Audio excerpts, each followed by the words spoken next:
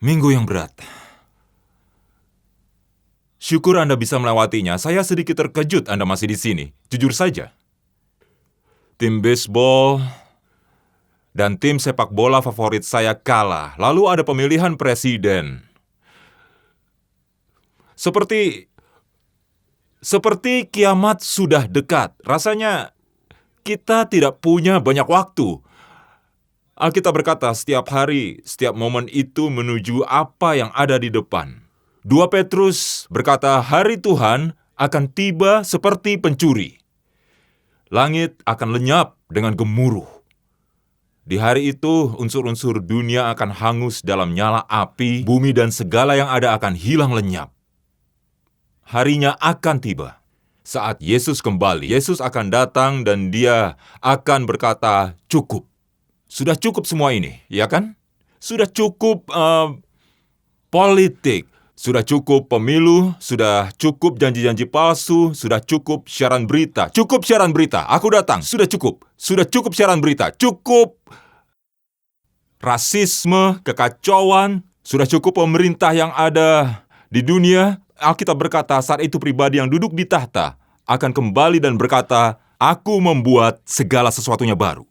Segala sesuatunya baru, dan disitulah kita menaruh harapan kita. Dialah Raja, dan di kerajaan itulah kita akan tinggal. Jadi di serial khotbah ini, di mana bangsa kita sedang sibuk dengan pemilu, orang-orang terobsesi untuk melihat ke kanan dan ke kiri, tapi kita sengaja melihat ke atas dan juga mengingat sekali lagi bahwa harapan kita, kepercayaan kita bukan pada manusia, tapi di dalam Tuhan. Dan sebagai orang Kristen, kita mengerti bahwa Tuhan bekerja dalam segala sesuatu untuk bisa mencapai tujuannya.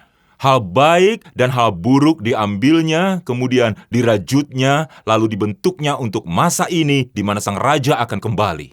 Jadi saat kita fokus dalam doa, kita akan bahas frase demi frase tentang doa Bapa kami. Silakan Anda bisa buka Alkitab Anda mulai dari Matius pasal 6. Fokusnya adalah pada saat kita dalam masa genting di hidup kita, dengan sengaja kita mau jadi orang yang berdoa. Doa selalu yang utama, tapi kita paham ada saat di mana doa menjadi hal yang kritis. Karena setiap keputusan yang kita buat akan berdampak panjang dan kita tidak mau membuat keputusan yang bersandar pada kebijaksanaan dan kekuatan kita. Kita mau mencari Tuhan, supaya kita bisa mengidentifikasi semua masa genting itu dengan baik. Anda bisa lihat hidup Anda ke belakang dan bilang, saya tidak berjalan dengan Tuhan waktu pacaran dengan orang itu, atau saya tidak mengandalkan Tuhan waktu saya pindah ke kota ini. Saya tidak ikut Tuhan pada saat itu dan saya tidak berdoa. Saya seharusnya di jalan yang ini sesuai kehendaknya. Jadi sekarang keadaan sedikit kacau karena semua keputusan itu. Inilah dampaknya di hidup saya. Jadi kita bisa menyadari itu. Saat ini sulit untuk menghargai bahwa arah yang kita tuju akan berdampak di masa depan. Tapi Tuhan melihat. Dia tidak terkejut dengan hal itu. Dia melihat dengan cara berbeda. Dia melihat sepenuhnya. Cara pandangnya berbeda dengan kita. Kalau kita bisa sedikit terobsesi dengan apa yang di depan mata, Tuhan melihat gambaran besarnya dan kita mau bersandar kepadanya. Kita mau minta hikmat dan tuntunannya setiap waktu, tapi khusus selama di masa genting. Di Matius 6, Yesus mengajar bagaimana berdoa dan dia mulai dengan Bapa kami. 2 kata ini punya kuasa untuk mengubah kehidupan doa Anda dan hubungan Anda dengan Tuhan. Karena Yesus mengundang kita untuk bicara kepada Tuhan di level ini. Sebagai Bapa, kata Aba artinya keintiman dalam lingkup keluarga. Kita akui Tuhan itu Bapa pengasih dan peduli, yang peduli soal apa yang terjadi di hidup kita. Kita datang menyebutnya Bapa kami. Jadi dasar dari doa ini bukanlah bisnis atau transaksi di mana kita menuntut sesuatu dari Tuhan, tapi hubungan keluarga. Bukan pada apa yang kita lakukan atau apa yang kita punya, tapi atas dasar siapa kita lewat iman dalam Yesus. Tuhan mengadopsi kita sebagai anak-anaknya, kita keluarganya. Jadi kita masuk ke ruang keluarga dan kita berkata, Bapa kami. Kebanyakan dari kita tidak bertumbuh dalam pemahaman itu, tapi kita menghafal doa-doa. Kita juga kadang tidak mengerti maknanya. Kita hanya ucapkan saja karena itu adalah suatu kebiasaan. Ada juga dari kita berpikir doa akan manjur jika diucapkan dengan benar dan Tuhan mengabulkan doa kita. Jadinya seperti transaksi. Tapi Yesus berkata, saat kamu berdoa, masuklah ke kamarmu, tutup pintu dan mulai, Bapa kami. Inilah sebuah hubungan yang dekat. Dia kenal Anda dan Anda ingin mengenalnya. Bapa kami yang di surga, dikuduskanlah namamu. Kata dikuduskan bukan kata yang sering kita gunakan. Saya suka dengan standar Alkitab Kristen menerjemahkannya dengan namamu dimuliakan sebagai yang kudus. Tuhan, Engkau melebihi segalanya. Engkau dahsyat. Engkau besar. Engkau lebih kuat dari siapapun atau apapun. Dan kami mau mengambil waktu untuk berdoa, menghormati nama Tuhan. Kami katakan tidak ada yang lebih penting bagi kami darimu. Tidak ada yang lebih kami pedulikan daripada tujuan dan rancanganmu. Saat kita mulai dalam doa dengan sikap dan pengagungan seperti ini, membuka jalan untuk doa kita dalam sebuah pandangan. Mengubah cara kita melihat ke sisa hidup kita. Kita tidak lagi melihat ke gunung-gunung permasalahan, tapi ke si penggerak gunung. Berbeda kan? Lalu doanya berlanjut dengan datanglah kerajaanmu. Kita sudah membahas minggu lalu. Ini akan jadi doa kita sebagai gereja. Kerajaan surga akan datang. Kita berdoa untuk ditujukan pada hari Yesus datang kembali. Tapi kita harus paham, kerajaannya ada dalam kita. Apa yang di dalam kita, dia mau bekerja lewat kita. Lewat kita, dia mau membawa kerajaannya ke dunia. Tapi saat Yesus memperkenalkan kerajaannya itu berbanding terbalik dengan kerajaan dunia. Caranya bertentangan dengan cara-cara politik yang pernah ada atau yang akan ada. Kerajaan di dunia berkata, kau harus membenci musuhmu. Tapi Yesus bilang, kerajaan surga lain, semua warga negara surga, kamu tidak membenci musuhmu. Kasihilah mereka. Kasihi musuhmu. Anda tidak menjatuhkan orang lain, tapi membangun orang lain. Anda tidak merespon dengan sombong tapi rendah hati. Anda tidak mencoba untuk jadi hebat karena berkuasa, tapi Anda hebat karena melayani orang-orang. Di kerajaan surga Anda tidak mengutuk orang, tapi memberkati yang mengutuk Anda, berdoa untuk yang melukai Anda. Bertolak belakang sekali. Waktu kita memaparkan kerajaan surga dan kerajaan dunia, itu benar-benar kontras. Alkitab bilang terang dan gelap, kota di atas bukit dan tidak tersembunyi. Luar biasa kalau kita hidupi kerajaan surga. Contoh nyata adalah saat Paulus menulis ke Timotius. Itu cukup relevan pada Timotius pasal 2. Paulus berkata ke Timotius sebagai pemimpin gereja. Dia berkata begini, Timotius, aku mau kamu berdoa bagi raja dan yang berotoritas. Aku mau kamu bersyafaat bagi mereka dan bersyukur atas mereka. Sepertinya cukup membantu, kecuali bagi pemimpin pada saat itu, yaitu Nero.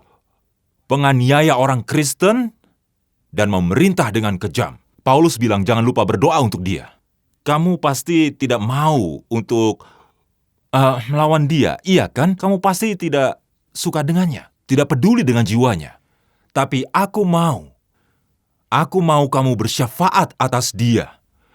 Dan saat orang-orang Kristen pada zaman itu mulai berdoa untuk orang yang paling bertanggung jawab atas penganiayaan mereka, itu direkam. Jadi minggu ini doa kita sedikit bahaya, yaitu doa lanjutan dari doa Bapa kami yang berkuasa untuk mengubah hidup kita. Jadilah kehendakmu. Kebanyakan kita saat doakan ini, yang terpikir adalah, Tuhan, apa kehendakmu? Kalau aku suka jawabannya, maka aku mau untuk melakukannya. Jadi saat kita berdoa, bukannya kehendakmu yang jadi, tapi apa kehendakmu, Tuhan? Dan berdasarkan jawabanmu soal itu, aku akan pikirkan apakah itu cocok buatku. Seperti itu biasanya kita cari tahu kehendak Tuhan. Bicara tentang kehendak Tuhan, fokusnya di kehendaknya yang detil. Sebagai pendeta, saya sering ditanya, apa yang jadi kehendak Tuhan untuk hidup saya, untuk percintaan saya, untuk pernikahan saya, untuk kuliah di mana, bagaimana dengan keuangan saya. Cenderungnya kita berpikir kehendak Tuhan itu spesifik, personal, dan ada ketentuan-ketentuannya. kita tidak berpikir gambaran besar dari kehendak-Nya. Tapi seringnya lebih ke kita sendiri. Kita fokus ke dunia kita dan apa yang terjadi di sekitar kita. Jadi, doa, jadilah kehendak-Mu. Beberapa artinya pertama adalah permintaan informasi. Tuhan, aku tidak yakin mau bagaimana. Jadi apa kehendak-Mu di dalam hidupku? Apa yang harus kulakukan? Mungkin Anda bisa rasa area-area di hidup Anda yang perlu dipertimbangkan. Entah itu keuangan, atau hubungan, atau pindah, atau jadi anggota gereja, atau banyak hal yang ingin kita tanya. Tuhan, aku perlu informasi. Mungkin Anda berada di persimpangan dan Anda bingung harus belok atau tidak. Tuhan, aku perlu tahu apakah aku harus belok sini? Apa ini yang Kau ingin aku putuskan? Mungkin di sini ada yang pernah mengalaminya. Di dalam hidup Anda pernah terjadi sesuatu yang besar dan Anda merasa kebingungan. Lalu Anda tanya, Tuhan, apa kehendak-Mu? Cara kita menginginkan informasi banyak berubah belakangan ini. Kita terbiasa mengakses banyak informasi dan memperolehnya dengan cepat. Jadi saya suatu hari membaca harian New York Times yang berisi banyak informasi mengenai kehidupan orang di abad ke-7 yang diekspos kesehariannya. Semuanya dijelaskan secara detail. Kita mengeluarkan lebih banyak konten, kita memproduksi lebih banyak informasi beberapa tahun terakhir daripada ribuan tahun yang lalu. Lebih dari ribuan buku dicetak setiap hari. Kita butuh informasi dengan cepat. Tinggal ketik di Google. Saya sudah coba. Untuk khotbah ini, saya ketik, apa kehendak Tuhan bagi hidupku? Tahu berapa hasilnya? 31 juta. 31 juta orang yang bertanya, apa kehendak Tuhan untuk dirinya? Dan itu didapatkan dengan cepat. Dulu, kalau Anda sedang bawa mobil, lalu tiba-tiba muncul pertanyaan, Anda harus ke perpustakaan untuk mencari jawabannya. Tapi sekarang tinggal, hey Siri, saya ada pertanyaan. Dan berbagai macam informasi datang dengan cepat. Nah, kebanyakan dari kita mau doa kita dijawab seperti itu. Kita mau Tuhan juga sanggup dalam 30 menit menyelesaikan masalah kita. Jadi begini ya, inilah kehendakku atas kamu. Dan kita maunya cepat. Kita cenderung ingin doa kita terjawab dengan cepat. Tapi kalau Anda pelajari kehendak Tuhan di Alkitab, itu cenderung tentang apa yang Tuhan nyatakan kepada Anda sebagai pribadi. Jadi bukan lebih ke apa yang harus Anda lakukan, tapi lebih tentang siapa Anda saat Anda lakukan itu.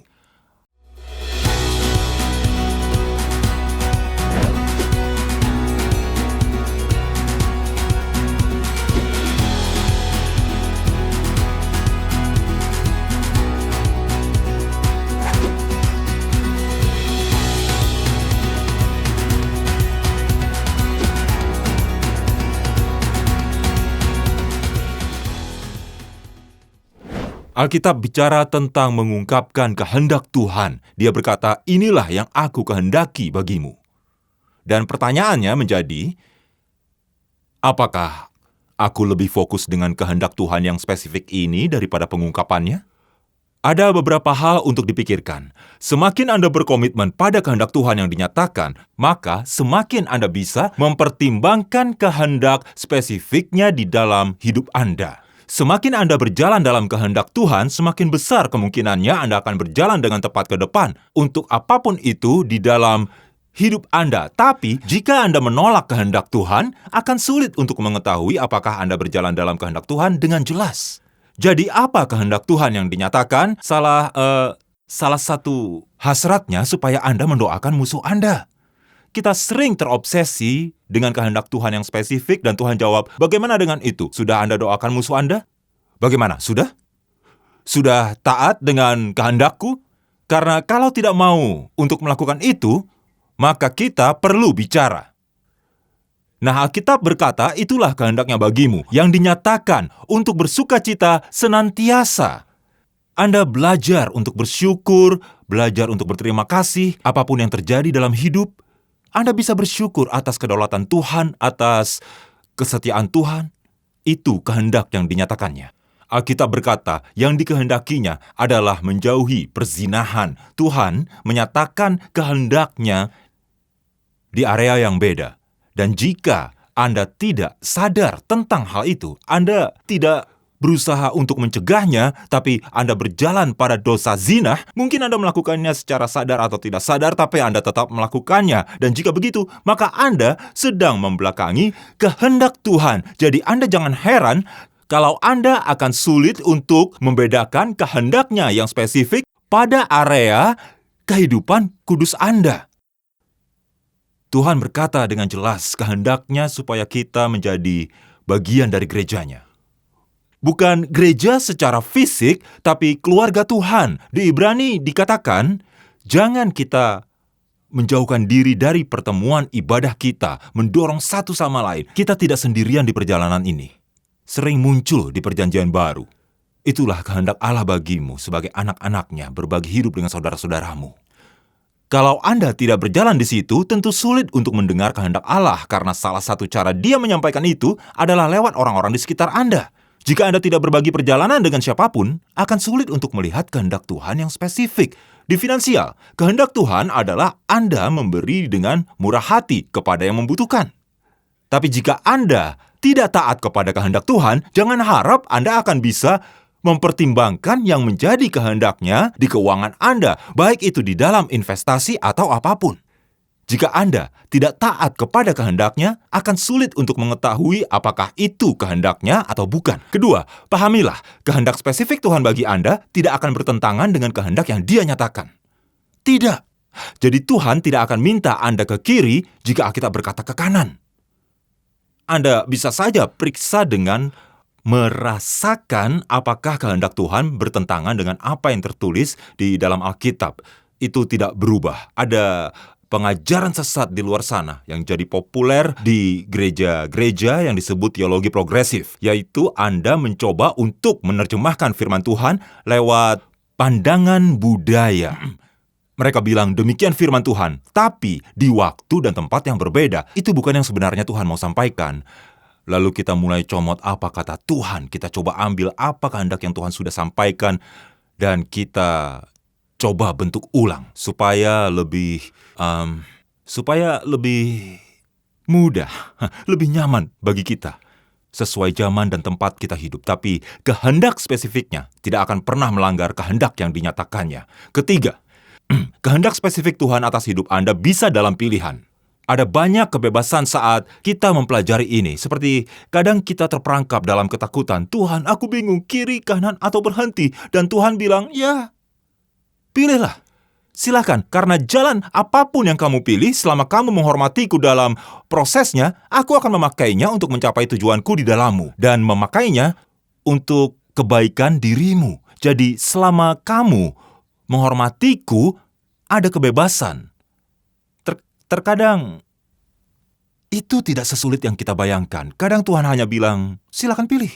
Itu mengacu bahwa Tuhan mengizinkan kehendaknya. Nah, apapun yang kita pilih, Dia tetap akan kerjakan dengan kedaulatannya. Contoh dari kehendak bebas ini adalah pada saat Adam dan Hawa di Taman Eden. Tuhan bilang, kalian bisa memakan buah apa saja dari setiap pohon ini. Ada banyak pohon, pilih saja. Buah apapun yang kamu mau, tidak masalah. Tapi jangan makan dari yang ini. Jangan makan dari yang ini. Tapi pohon yang lain, boleh saja. Lalu Adam dan Hawa merayakan hari jadi mereka dan memutuskan untuk makan makanan yang enak. Dan mereka ingin mengambil buah terbaik dari pohon terbaik. Karena banyak pohon yang mereka harus pilih. Jadi mereka berdoa, Tuhan, pohon mana yang kami pilih? Ada berbagai pohon di sini. Pohon mana yang Tuhan ingin kami makan buahnya? Kata Tuhan, makan saja. Ambil dari pohon manapun. Tapi jangan dari pohon yang satu ini. Seluruh pohon yang ada di sini, aku izinkan kamu untuk memakannya. Tapi jangan yang ini. Jangan dimakan. Nah, seringkali kehendak Tuhan itu seperti ini. Ada arahan dan ada batasan, tapi juga ada kebebasan. Dalam kuasa dan kedaulatannya, Dia sanggup bekerja dengan pilihan yang dibuat. Jadi itulah kehendak permisif Tuhan. Dia berkata, kamu yang pilih. Jadi waktu Anda berdoa, jadilah kehendakmu. Anda berdoa untuk informasi. Tuhan, aku ingin tahu apa yang harus aku lakukan. Kedua, doa jadilah kehendakmu artinya menyerahkan segenap kehendak Anda. Anda tidak bisa bilang, jadilah kehendakmu, tanpa melepaskan kehendak diri Anda sendiri. Waktu Anda bilang, Tuhan, jadilah kehendakmu, artinya, Tuhan, aku mau yang Engkau mau. Itu sulit buat kita, karena seringkali apa yang kita katakan waktu berdoa jadilah kehendakmu, Tuhan, jadilah kehendakmu selama keinginanmu sama denganku. Kalau keinginanmu yang kuinginkan, aku mau. Tapi kalau keinginanmu bukan yang ku mau, aku juga tidak yakin. Seakan-akan kehendak Tuhan itu terjadi kalau sejalan dengan kehendak kita. Kalau tidak sejalan, mulailah ada masalah. Sama seperti pergi makan malam dengan teman. Dia masuk ke mobil dan bertanya, kamu yang pilih. Kita makan di mana? Kemana saja, aku tidak masalah. Kemana saja? Terserah kau. Oke, kalau terserah aku, ya barbecue saja. Sepertinya enak. Barbecue ya. Aku baru makan kemarin. Mungkin yang lain saja ya. Tapi apa saja. Cuma jangan barbecue lagi. Oke, kalau makanan Meksiko, bagaimana? Itu enak kan? Bagaimana? Aduh, makanan Meksiko suka bikin aku sakit perut. Aku susah tidur, jadi lain kali saja. Tapi apapun yang kamu pilih, aku tidak masalah. Kalau makanan Italia bagaimana? Wah, pasta itu bikin lesu. Aku tidak yakin mau makan pasta malam ini. Makanan Kuba bagaimana? Wah, makanan Kuba banyak bawangnya. Kalau makanan Thailand bagaimana? Wah, sepertinya enak. Kalau itu yang kamu mau, ya aku rasa itu boleh saja. Tapi lain kali aku yang pilih ya. Kamu kan sudah pilih hari ini. Nah, dari contoh tadi, seakan-akan Anda tidak bisa berbuat banyak, iya kan? Orang itu sudah memutuskan yang dia mau, lalu dia memanipulasi kondisi untuk mendapatkan yang dia mau. Kita juga cenderung melakukan itu dengan tidak sengaja, seringnya di doa. Kita bilang, Tuhan, jadilah kehendakmu, tapi maksud hati kita, Tuhan, aku mau kehendakmu terjadi selama yang Engkau inginkan sama seperti yang kuinginkan. Lalu, kita punya cara aneh untuk mendapatkan izin dari Tuhan atas apa yang kita mau. Jadi, katakanlah Anda sedang diet, lalu Anda memutuskan untuk berkomitmen makan makanan yang sehat dan berubah menjalani pola hidup yang sehat. Lalu Anda berhasil melakukannya. Lalu Anda bilang ke Tuhan, Tuhan, aku kan sudah hidup sehat selama ini. Rasanya aku ingin memberi hadiah untuk diriku sendiri. Jadi, bagaimana kalau aku pergi jalan-jalan dengan membawa mobilku? Ya, aku hanya akan berjalan-jalan dengan mobilku. Dan nanti kalau ada parkiran yang kosong, itu berarti Tuhan mengizinkanku. Berarti itu tanda Tuhan untukku. Berarti Tuhan menghendakinya bahwa Tuhan menginginkan aku makan pie apple dan es krim. Lalu Anda berkendara keliling parkiran 5 kali. Lalu ada tempat kosong. Anda bilang, oh, terima kasih Tuhan.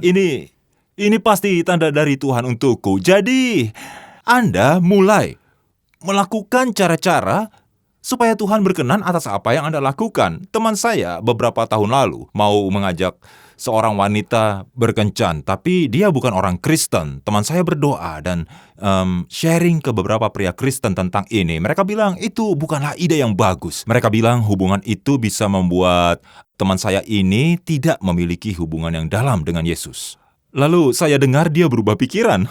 Mereka akhirnya berpacaran dan saya tanya, apa yang membuat kamu berubah pikiran? Dan dia menjawab, ya saya minta tanda dari Tuhan. Saya tanya dia lagi, Tuhan bilang apa? Tanda apa yang kamu minta? Dia jawab, ya kalau saya lihat dia akan mengedipkan mata 2 kali. Ya, ini namanya membuat aturan sendiri. Ya, jadinya ya di alam bawah sadar kita yang mungkin kita ingin kehendak Tuhan terjadi, tapi secara tidak sengaja kita memaksanya jadi kehendak kita. Bukan lagi tentang kehendak Tuhan yang terjadi, tapi kehendak saya yang terjadi. Tentu tidak ada contoh yang lebih baik daripada pribadi yang menyerahkan keinginannya kepada Allah, yaitu Yesus sendiri. Di malam dia ditangkap, dia berdoa kepada Bapa. Dia berkata, Bapa, biarlah cawan ini lalu daripadaku. Yesus merasa ketakutan. Dia mengalami sengsara penyaliban. Dia menyadari bahwa Dia akan menanggung dosa-dosa dunia. Rasa malu dan bersalah itu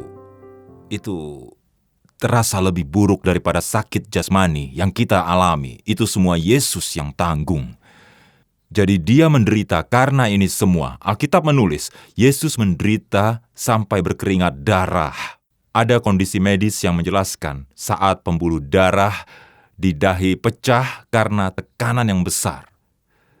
Dan Yesus tahu dia akan ditangkap, dia akan dipukul, dan mereka akan memaku dia. Apakah itu keinginannya?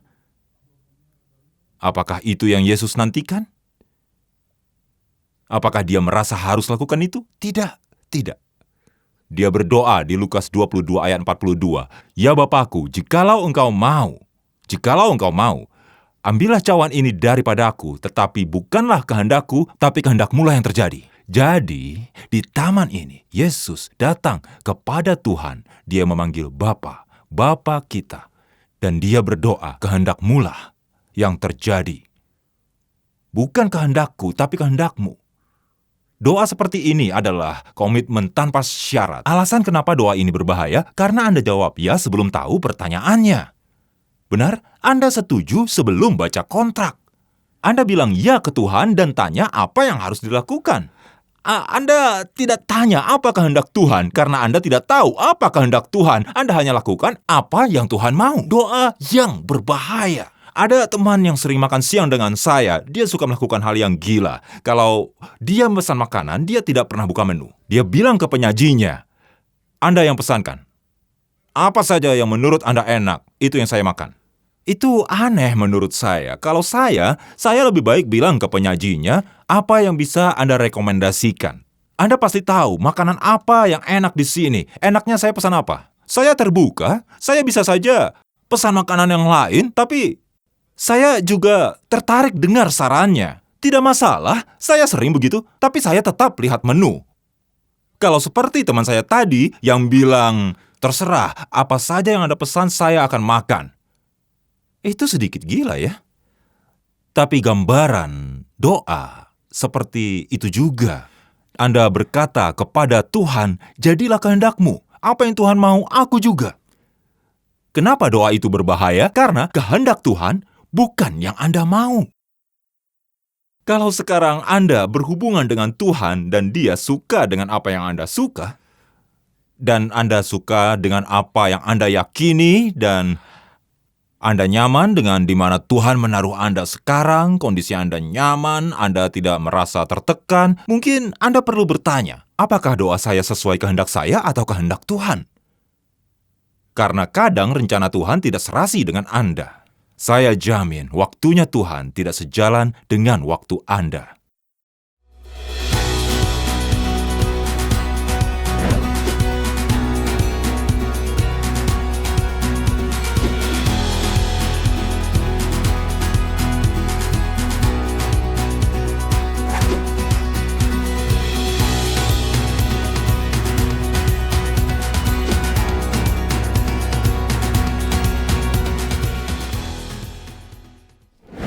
Jadi itulah doa berbahaya. Bagaimana kalau Tuhan mau Anda melakukan sesuatu, tapi Anda sudah punya rencana lain? Anda mau nonton bola, atau mau nonton Netflix seharian, atau mau cek Pinterest. Bagaimana kalau Tuhan mau Anda melakukan lebih?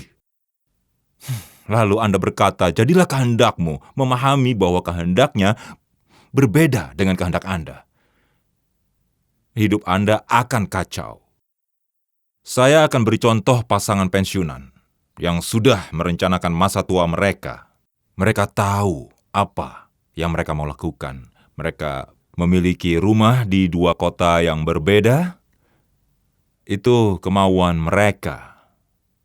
Tapi mereka mulai berdoa, Tuhan, bukan kehendak kami, tapi kehendak-Mu.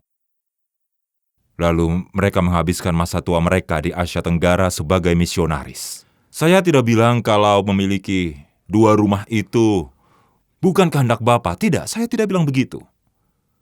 Maksud saya, akan ada area-area penting atau kondisi yang akan mendorong Anda sehingga Anda tidak nyaman. Itu bukan rencana Anda. Contoh lain ada pasangan di usia 50 Anak-anak mereka dibesarkan di luar rumah. Dan mereka tidak merasa kosong atau apapun itu. Mereka suka. Mereka baik-baik saja meski rumah sering kosong. Lalu mereka mulai berdoa, Tuhan, inikah yang Engkau mau? Atau Engkau mau sesuatu yang berbeda dari kami? Belakangan mereka mengadopsi anak ketiga. Contoh lain, seorang wanita yang punya mobil dan sedang dalam perjalanan untuk membeli mobil yang baru. Dan di saat dia memarkir mobilnya, dia mulai berdoa tentang keputusannya. Dia bertanya, Tuhan, apa kehendak-Mu? Lalu dia dengar di radio ada sebuah tantangan dari Yayasan Internasional untuk menolong anak-anak dan berapa biayanya. Dan dia tadinya tidak ada niatan untuk menolong, tapi di dalam mobil dia mulai berhitung. Dan dia menyadari bahwa cicilan bulanan untuk bayar mobil baru bisa digunakan untuk menolong 6 orang anak di lingkungan yang miskin. Dan dia akhirnya menulis cek untuk itu. Contoh lain, seorang pemuda yang berdoa, jadilah kehendak-Mu. Dia kuliah teknik dari universitas ternama. Dia menemukan Tuhan berkehendak dia pergi ke negara yang kecil dan menggunakan gelarnya untuk jadi misionaris. Ya, itu bukan keinginannya. Apalagi keinginan orang tuanya yang sudah bayar mahal kuliahnya. Tapi, Tuhan, apa kehendak-Mu? Yang Kau mau, itu yang Ku mau.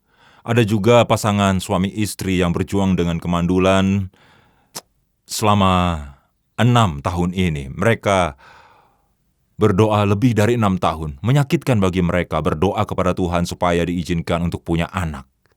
Mereka rasa itulah kehendak-Nya. Tapi mereka mulai berdoa dengan berbeda, bukan meminta Tuhan memberikan keinginan mereka, tapi menanyakan kehendak Tuhan, apapun itu. Jadi, 2 tahun lalu mereka mengadopsi 4 kakak beradik yang dipisahkan di 4 keluarga adopsi. Saat Anda berdoa, jadilah kehendak-Mu, itu doa yang besar. Kalau orang-orang tadi bersaksi di sini, mereka akan cerita hal-hal aneh yang terjadi selama perjalanan mereka. Mereka berdoa, kehendak-Mu jadilah, yang Kau mau itu juga yang Ku mau. Lalu ada satu titik, mereka berdoa, Tuhan, aku mau yang Kau mau. Entah kenapa, semakin mereka berdoa begitu, memang itu yang mereka inginkan selama ini. Mereka tidak tahu selama ini. Awalnya mereka tidak merasa begitu. Tapi semakin mereka bilang, jadilah kehendak-Mu, semakin mereka mendapati bahwa kehendak Tuhan adalah apa yang mereka mau. Itulah doa kita sebagai gereja. Kita akan berdoa, Tuhan, jadilah kehendak-Mu. Bukan karena mau mencocokkan kehendak kita dengan Tuhan. Tapi kita selaras dengan kehendak-Nya. Bukan mengatakan, Tuhan, Engkau di pihak kami. Tetapi, Tuhan, kami mengikutimu. Apa yang Engkau mau sama dengan kami. Walaupun yang Engkau mau, kami tidak mau sekarang. Kita mulai berserah dan lihat kemana Dia akan membawa Anda. Saya tahu berapa Anda punya kesempatan berdoa seperti ini, tapi Anda tidak lakukan. Saya juga begitu dulu. Dan seperti saya, Anda bisa lihat ke belakang persimpangan itu dan bilang, andaikan saya berdoa seperti ini dulu. Harusnya saya berdoa seperti itu, tapi saya tidak lakukan. Tuhan mungkin bilang belok kiri, tapi saya malah ke kanan. Sekarang sepertinya saya sudah terlambat. Bukannya saya tidak mau melakukan kehendak Tuhan, tapi saya sudah kehilangan kesempatan. Saya sudah hilang, terlalu tersesat, terlalu jauh. Apapun kehendak Tuhan di hidup saya kehilangan itu. Kehilangan. Dulu kesempatan itu ada, tapi sekarang hidup saya begini-begini saja karena saya tidak mengikuti kehendak-Nya, kehendak Tuhan. Disinilah anugerah itu sangat indah. Tuhan menemui kita di mana kita ada. Tuhan bilang, berserah kepadaku sekarang. Anda mulai doa, kehendak-Mu jadilah, dan lihat apa yang Tuhan lakukan. Apa yang Tuhan lakukan? Anda tidak hilang. Anda tidak jauh. Jalanmu bisa Tuhan luruskan. Jalanmu itu tidak keras. Tuhan bisa membuatnya mulus. Anda mungkin tidak bisa lihat dari tempat Anda saat ini, tapi Tuhan bisa. Dia tahu bagaimana membuat Anda kembali. Alkitab bilang, saat Anda mengasihinya dan hidup sesuai tujuannya dan jalannya, Dia bekerja untuk mendatangkan kebaikan dan untuk kemuliaannya. Nah, jadi, tantangannya sekarang adalah berdoa. Berdoalah sekarang. Ucapkanlah, jadilah kehendak-Mu. Mari berdoa. Tuhan, kami mau lakukan ini bersama sekarang. Aku berdoa beberapa orang yang mendengar pesan ini, dan di dalam ketenangan hati mereka, mereka berkatakan ini. Kepadamu Tuhan, jadilah kehendak-Mu. Tuhan, mereka akan menyerahkan kehendak mereka selama ini dan bertobat dari kesalahan yang mereka perbuat. Dan berkata, apa yang Kau mau, itu yang Ku mau. Sekarang mereka berdoa, jadilah kehendak-Mu. Jadilah kehendak-Mu atas keluargaku, atas pernikahanku, atas pekerjaanku dan keuanganku. Jadilah kehendak-Mu atas dunia ini. Apapun yang Kau ingini, itu yang Ku ingini. Tolong kami Tuhan, supaya kami bisa berserah dan berkomitmen. Dibutuhkan keberanian, ya Tuhan, untuk berdoa apapun kehendak-Mu kami mau. Berikan kami keberanian dan iman untuk memperkatakannya. Di dalam nama Yesus, amin. Saya harap Anda doakan doa itu.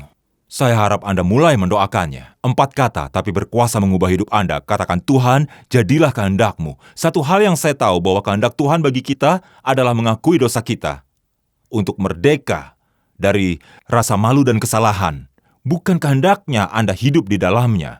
Bukan kehendaknya Anda membiarkan penyesalan mengikuti Anda. Bukanlah kehendaknya bahwa rasa malu yang Anda bawa ke sini dan Anda biarkan, kehendaknya supaya Anda tinggalkan malu itu di kayu salib. Dia mau Anda bebas dari itu. Dan saya percaya kehendak Tuhan supaya Anda beriman pada Yesus, bukan pada kebaikan atau kebenaran Anda. Saya yakin Tuhan ingin Anda datang sebagaimana Anda. Bukanlah kehendaknya untuk Anda menunggu dan menemukan jalan sendiri. Kehendaknya adalah sekarang, jadilah diri Anda dan datanglah padanya. Kehendaknya supaya melalui iman dalam Yesus, Anda memperoleh keselamatan. Itulah kehendaknya. Jika Anda mau bicara dengan seseorang tentang kehendak Tuhan dan iman dalam Yesus, Anda bisa temui salah satu di sini. Kehendak Tuhan Anda menjadi bagian dari komunitas gereja. Tidak harus di sini, bisa jadi yang di dekat rumah Anda. Jadi Anda bisa lebih terlibat dan melayani kehendak Tuhan atas Anda untuk terlibat di gereja yang mengutamakan Tuhan dan didasari oleh firman. Jika Anda butuh bicara dengan seseorang, dengan senang hati kami menyambut Anda. Sekarang marilah kita bangkit berdiri dan menyembah Tuhan kita.